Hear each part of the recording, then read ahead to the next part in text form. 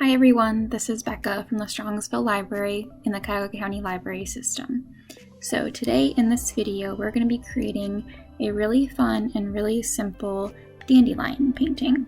And this idea I got from Dandelion Painting on YouTube, so it is not my idea, it is definitely from their YouTube page. The supplies that you'll need for this project is a piece of dark colored paper, white paint, and this can be tempera or acrylic paint, whichever you prefer, a paint pad, whether this is an actual paint palette or if you have just a paper plate, that's fine, a bundled Q-tip bunch, and that can be as many Q-tips as you want.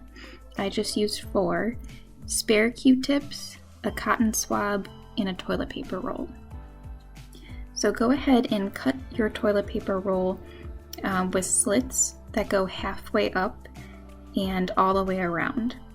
When done, press these so that they are facing outwards. Pour your paint out onto your paint pad and smear it around so it's more like a big circle.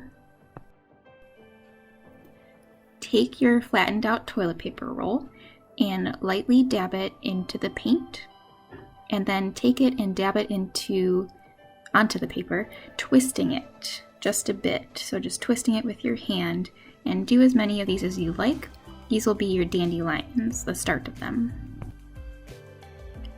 Next, take your bundled Q-tips. So you'll take a few Q-tips and just wrap them together with a rubber band, and then just lightly dab those into the paint, and then press them around the outside of the dandelion flower, and also add some dabs in the center.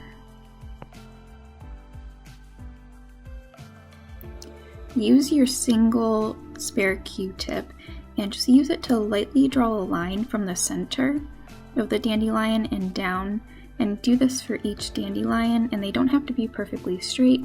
They can be a little bit curved so they look a little bit more natural. Next, take a cotton swab and pull it apart a little bit, not completely, just a little bit, so it gets kind of all fuzzy looking. So dab that lightly into the paint, and then dab it around your dandelions to look like pieces are kind of flying off into the distance, like a gust of wind just went by. So that's it. So like I said, it's pretty simple and little ones will love to create this.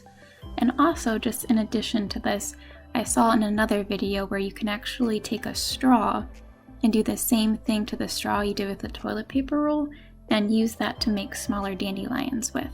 So be sure to share on social media if you give this project a shot. We'd love to see it. Enjoy!